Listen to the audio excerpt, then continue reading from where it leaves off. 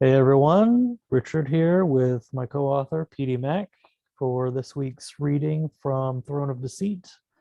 We're picking up where we left off last week, so we're doing 15 and 16 tonight. And if you know the drill, we'll just jump right into it.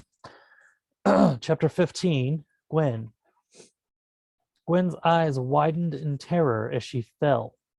She kicked her legs and flapped her arms as if that would help, and suddenly her descent ended, harsh and abrupt. Had she really just stopped her fall by flailing her limbs about?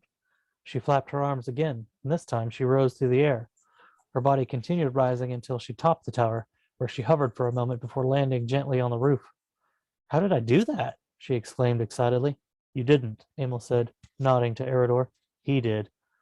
Eridor frowned. I didn't expect the lightning to fling you off the tower. There will be better precautions in the future. When Gwen realized it wasn't the ridiculous arm flapping that had stopped her fall, she laughed. She was thankful nobody had seen her lame impression of a bird. I thought that rune was a snake. No, it's a lightning bolt, Emil replied.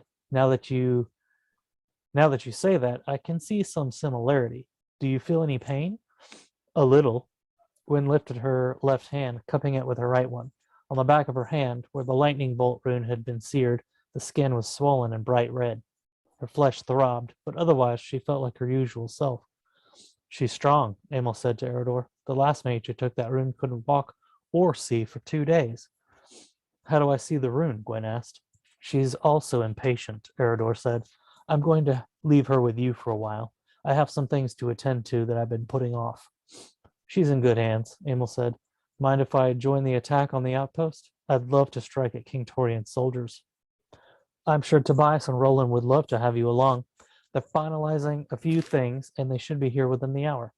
Eridor turned to Gwen. I hope to see you again before I leave, but if I don't, please return here after the outpost is dealt with. Gwen hadn't thought past the attack on the outpost, and she found herself suddenly reeling mentally. What would come after they rescued her father? He couldn't go back to the Seven Stars. If it was still standing, it belonged to the king. What would they do?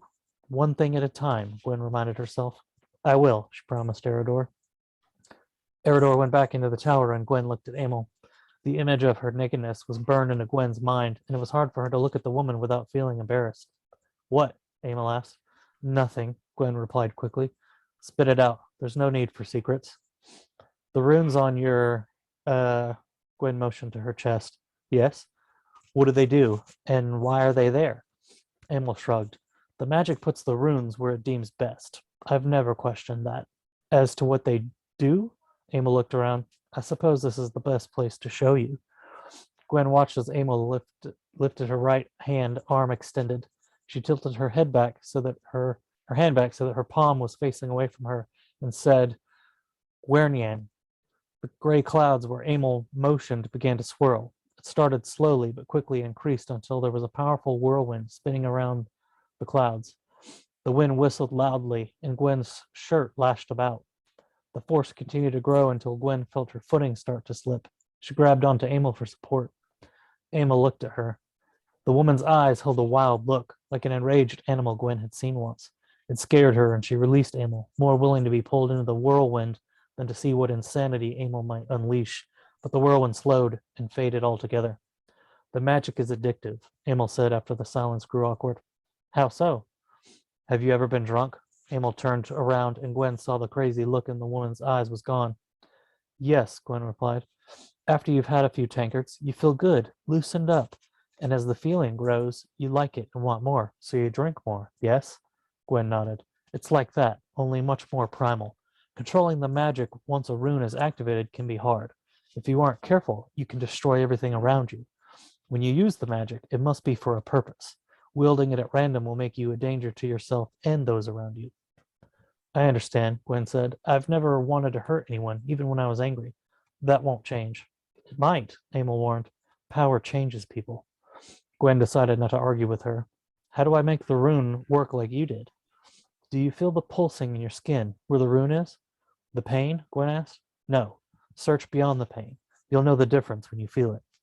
Gwen looked at the rune on her own hand and mentally navigated past the stinging pain.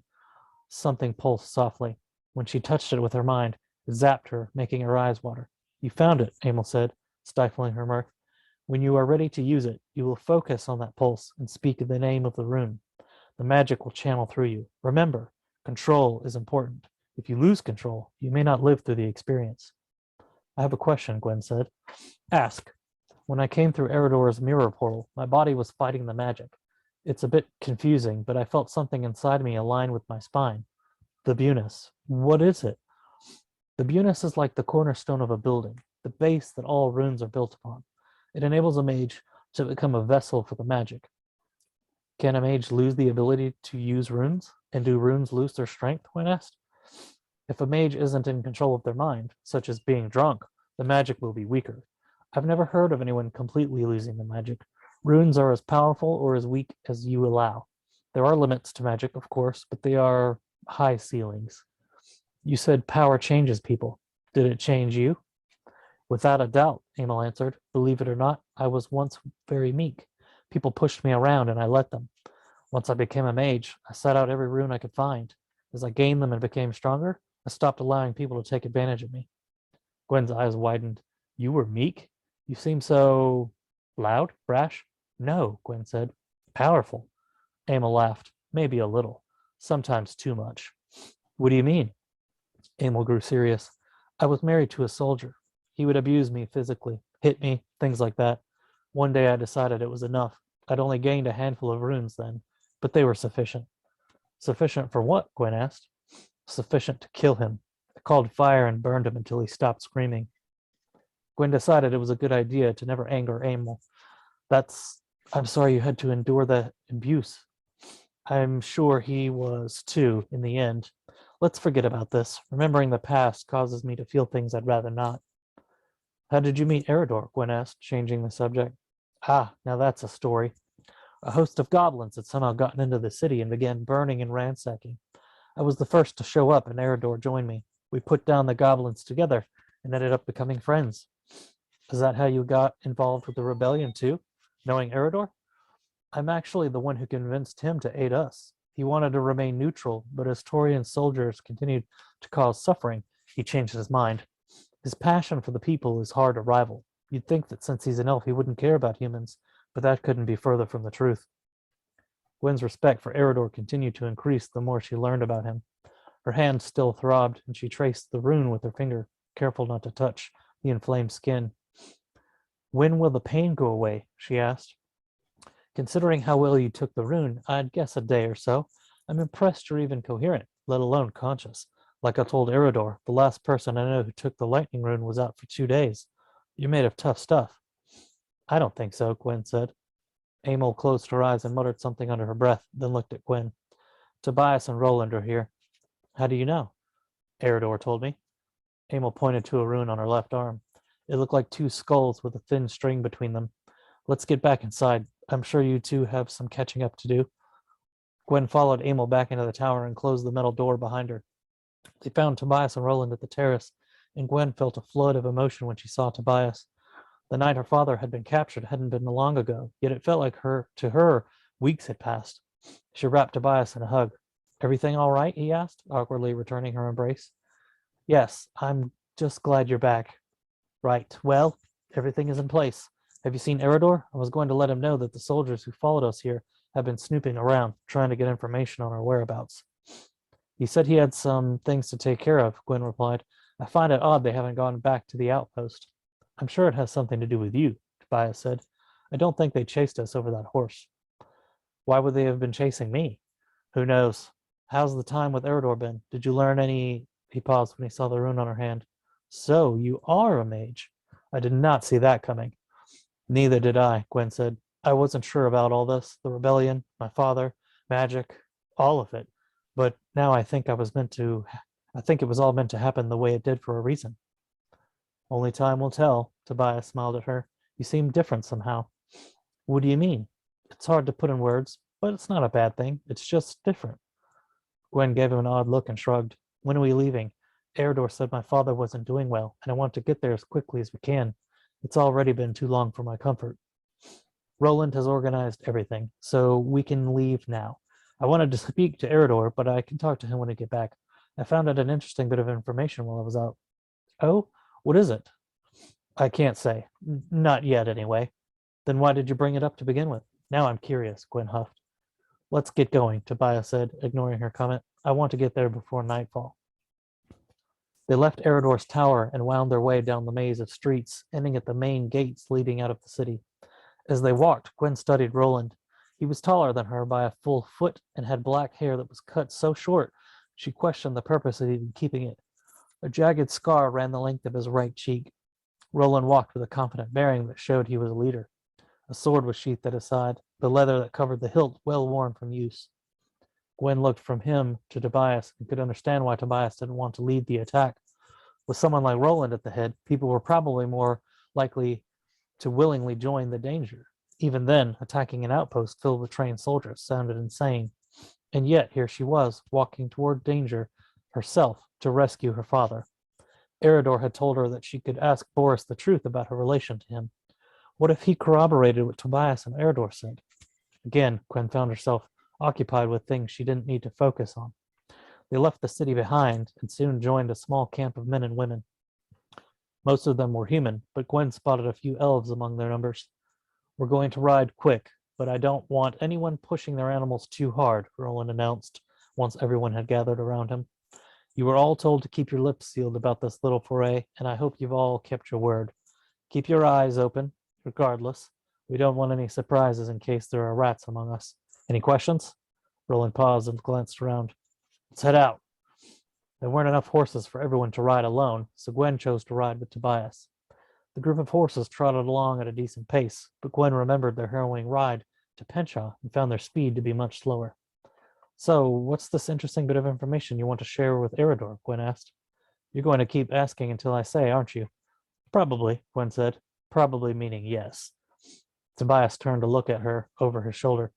She smiled at him, but his expression was troubled. Listen, he lowered his voice. I don't know if it's true, but the soldiers who followed us aren't from the outpost. They aren't? But that's the direction they came from. I know. Tobias glanced around to make sure no one had taken an interest in their conversation. We already guessed they were using magic to track us, but we didn't know why.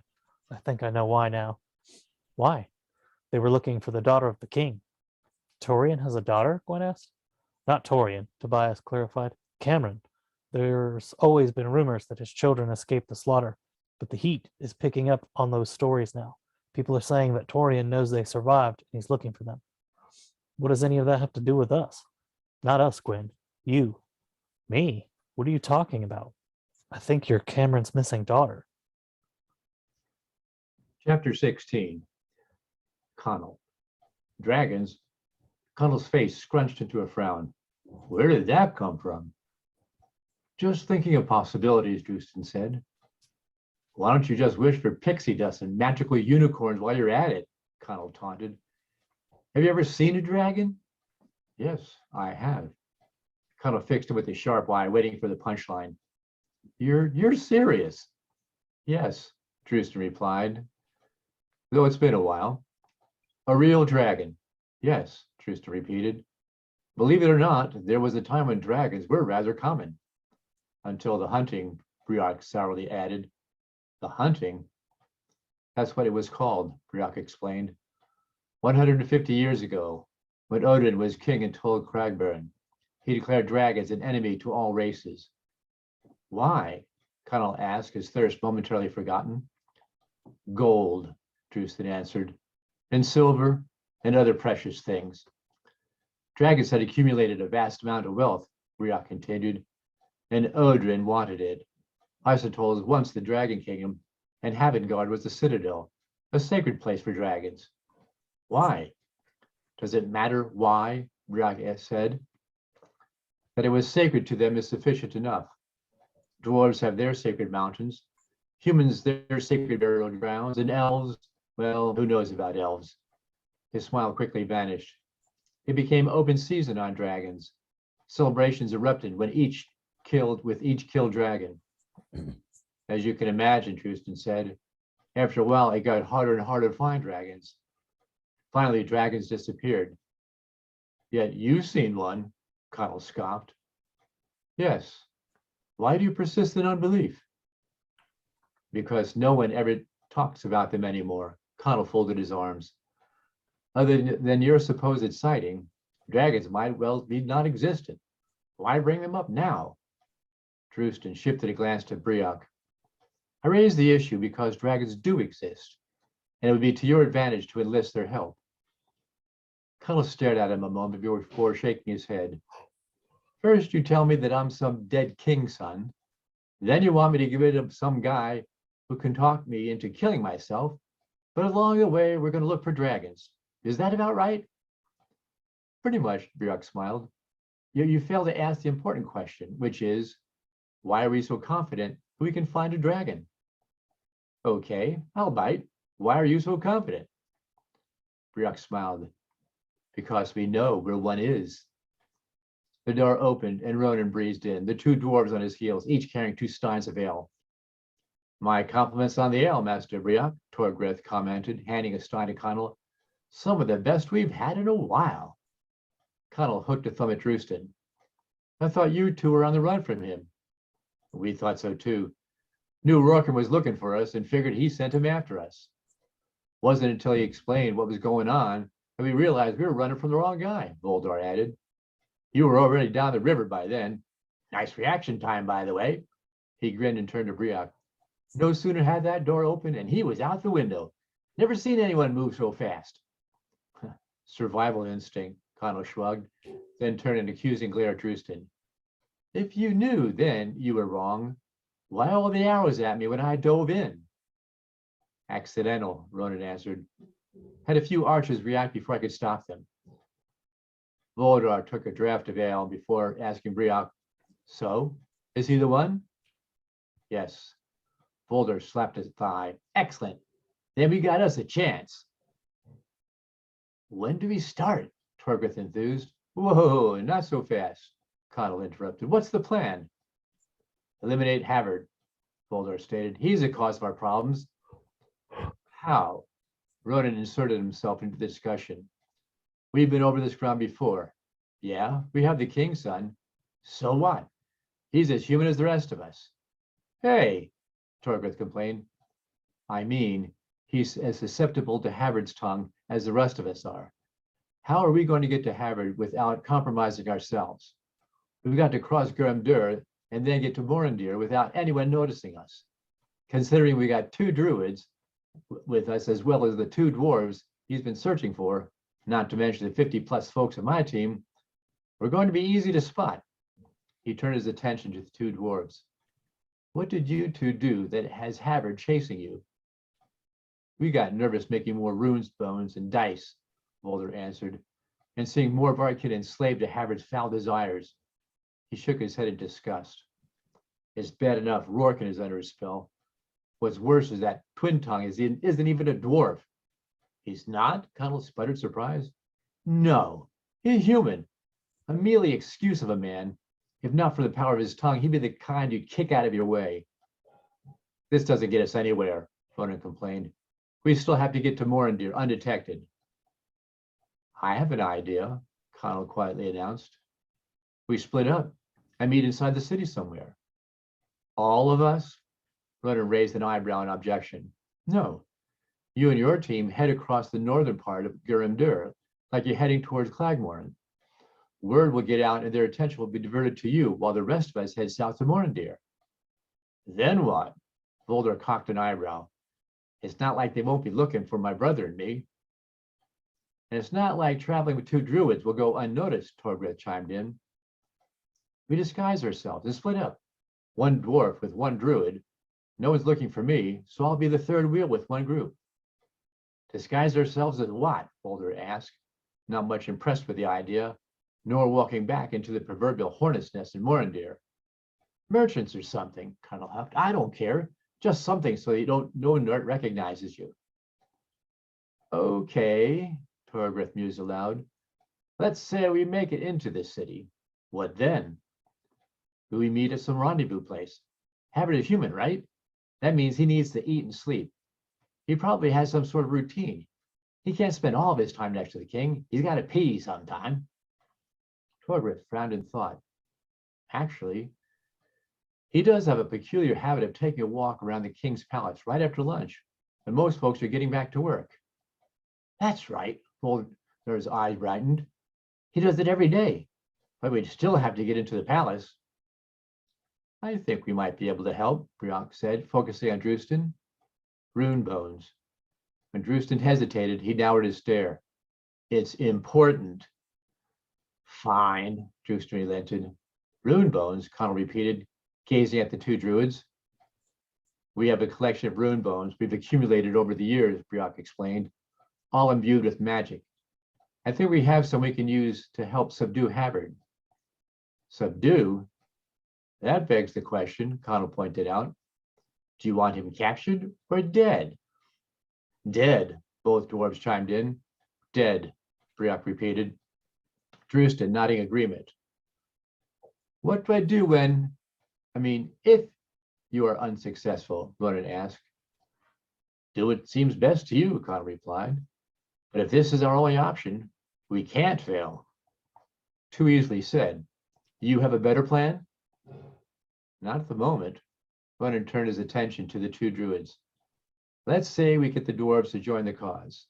There's still Clagmarin and the other kingdoms to deal with. What's your plan to get Kilmarin to join us?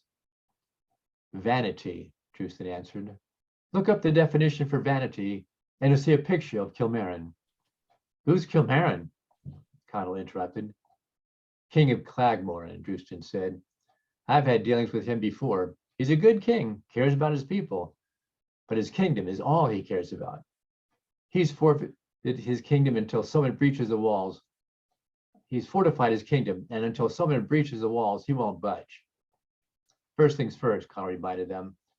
Once we get Havard taken care of, we can worry about Kilmarin. When do we leave? Folder piped up. What time is it? Connell asked. Late afternoon, Briok answered. We leave at midnight. Gives us a chance to escape unnoticed. Gates will be closed, Cordwith pointed out. Brick smiled knowingly. We have other ways to get out. He turned to Ronan. You can leave whenever you're ready. We'll leave in the morning. I better go check on my team. Ronan drained the rest of his drink and placed his stein on the desk when Conan suddenly remembered something Briok had mentioned and turned to them. What about what you said about the draft? We can talk about that later, Briok interrupted, speaking over him before addressing Ronan. We'll send word to you in Myrtle Haven. Right.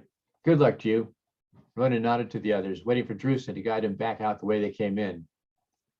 While Drewston led Ronan through the maze, Briok informed the two dwarves that there's plenty of food and ale in the kitchen and buttery. Help yourself while Colin and I talk more about our plans. Sounds like you're trying to get rid of us, Torgwith grinned. I am, he laughed. Colin and I have some other personal matters to discuss. No need to ask twice, Torgwith said, especially when there's food and ale. Come on, brother. Let's see what's in the larder. Waiting until they were through the door, Brick motioned for Connell to sit. You need to be cautious when you talk about dragons. First, not everyone is willing to accept the truth. And second, not everyone can be trusted. And third, is that there are still those who believe the only good dragon is the dead dragon. So from now on, let's just keep this between us. Okay by me. You said you know where one is. We do. But we have to be exceedingly cautious. Remember what we said about the hunting? The epiphany hit and Connell abruptly realized his mistake. You think the dwarves or Ronan's people would try to kill it? Not necessarily them, but if word got out, I'll keep my mouth shut. Good, Briok said. There's one more thing we need to talk about, your brand. What do you know about the Cobra Assassin? To be honest, Connell shrugged, nothing other than there's supposed to be a leader among assassins. You are partially right, Briok walked over to the mantle by the hearth. Placing his fingers under the brim of the mantle, a door appeared in the stone wall. Retrieving a candelabra, he beckoned, come with me. Connell followed him into a large room filled floor to tall ceiling with shelves containing small boxes, each box labeled with the contents in script that he didn't recognize. Brick paused in front of a shelf and pulled down a box, opening the lid. Rune boxes? All of the boxes in here contain rune bones. It's taken us a while, but we've probably accumulated more incantation bones than anyone else in all the kingdoms. Even more than Grimmer? Hopefully even more than him. We've intercepted a number of his shipments, Drewston interrupted, which means he knows someone is trying to stop him. Which is why he is so intent on capturing the two dwarves, Brock added. Connell raised an eyebrow. Why all the fuss? Why not simply have folks up wherever he is and then have them carve rune bones right there? Runes have to be carved exact, Brock answered. A misplaced serif on a letter or an incorrect angle of a line changes the rune and the spell with potential disastrous results. Dwarves are known for their expertise, Voldar and Torbreath being some of the best. So why not just kidnap them and bring them up here? Too many problems with that, Drewston said. Connell immediately understood. They screw up a carving on purpose. Exactly. Holding the box with one hand, Brock picked a small bone out, holding it between thumb and forefinger at the ends. This box here contains bones marked with incantations for agility and speed. He held it up so Connell could see the runes. What does it say? Breck smiled paternally at him. It is a language you will learn later. For now, be content that it is for your good. What do I do with it? He went to reach for it, but Breck pulled it back. Patience. Do you not want to know what happens when you receive a rune bone? Connell frowned, suddenly apprehensive. Is this like the naming rune? Not quite. Every rune bone has a power imbued in it. In certain bones, once the power is transferred, the bone is nothing more than a mere bone, not even good for a dog to chew on. What happens when a bone user receives the power depends on the bone and the imbued power. But what will happen is that the rune bones will be transferred to the user. Connell glanced around the room at a number of boxes. Have you used any of these? Of course, he replied with a cryptic smile. Is it possible for one person to use them all? I suppose it's possible, though it would not be prudent. Rune spells are not meant for everyone. Not everyone can use rune bones, Drewston pointed out, walking in. Only individuals who are mage marked can use rune bones. Anyone else who tries would suffer beyond description. And you think I'm mage marked? He cocked an eyebrow in doubt. Being mage marked doesn't necessarily mean you are a mage, Breck explained. For some, it means you are gifted with the ability to use rune bones to expand who you are. Connell shifted his gaze around the room, noting the number of boxes and what must be thousands of rune bones. Where did you find them all? Various places. Here, he held a rune bone out to him. Firmly grasp the bone so that the letters face your palm. The bone will get warm, maybe even hot. Whatever you do, do not let go of the bone until it cools. Conan hesitated, then took the bone in his right hand, rotating it so the runes faced his palm, then gripped it tightly. At first, it felt nothing more than what it appeared. A bone with writing engraved on it. Then warmth radiated, and he felt the tingling up his arm that radiated out through his body. The bone grew warmer, then hot, uncomfortably hot. Do not let go, Breck warned, then chanted a phrase that Connell did not understand. The tingling turned into lightning charges and sweat dripped from his forehead. Keep holding it, Breck encouraged. Suddenly, the burning of the pain stopped, and whatever heat the bone had evaporated. Connell opened his hand and pulled the bone away, toying it around only to discover the engraved writing had disappeared. He looked down at his hand and saw nothing. He looked at Breck, who stood grinning at him like a proud father. Where'd it go? It has transferred to you. Check yourself. It was when Connell checked his left forearm that he noticed it. The writing in small black runes, the same size as on the bone, forever imprinted on the skin. What power do I now have? Agility and speed. There are several other powers I suggest you take on. Like what? Endurance and weapons. Speed is great, but if you grow tired after 30 seconds, what good is it to you? Weapons? Breck slowly nodded, inhaling a slow breath. Just as there are more than one kind of weapon, there are more than one spell that will help. I suggest the normal sword and dagger would also add throwing stars and nunchucks. Throwing stars? Nunchucks? What are they? They are weapons every assassin needs. Connell shook his head, furrowing his brows. Just for the sake of argument, if I'm supposed to become king, why do I need to train to be an assassin? How long will it take to become king? How many battles must you fight to claim the throne? What measures must you take to keep that throne? Connell blinked in understanding. Point taken. You have natural leadership skills. You must now assume your role, the role your brand has declared you. Do you wish to continue? Connell sucked in a deep breath, the heat and pain still fresh memory. Yeah, might as well get this over with. By the time Connell finished, 7 sets of runes marked his body with the addition of strength and stealth runes. He was exhausted, glad it was over, yet intrigued with what rune bones there were. Perhaps he would return and browse what was available after he became king. You know, he said, still woozy from the spell transfers and leaning against the door jamb, what were those words you were saying when I held the bones? Incantation words. In order for a rune to transfer, it needs to be unlocked. A rune can be unlocked one of 2 ways, either the one holding the bone, or a mage or a wizard, or a druid, or a druid. He stared intently at him. A word of caution. The incantation words must be pronounced correctly. Mispronounced words can result in some very unpleasant results, even death.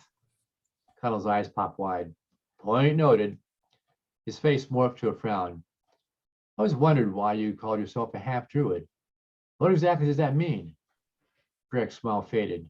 It means what it says. I still don't get it. Half you is druid. What's the other half? Breck stood at full height. It is something to be very afraid of. I've been placed into 2 worlds. Most of the time I live as a human, a druid, with the powers of a druid. The other world where I live is full of anger and hatred and resentment. Spirit forces demanding to be unleashed. I've managed to keep them under control with the help of runes. I hope there will come a time when I can live in one world. Connell noticed he didn't say which world. Glancing behind him, he noted that Drewston had gone to check on the dwarves. What about Drewston? Is he like you? Briok fixed him with a sharp stare. Though he is my brother, be warned. The spirits have a greater hold on him. If he seems short-tempered, it is because of the struggle of his worlds. I pray we can find an answer in time before he destroys us all. Dun, dun, dun. And that's a wrap for this week, everyone. Hope you enjoyed listening, and we're closing in on the end.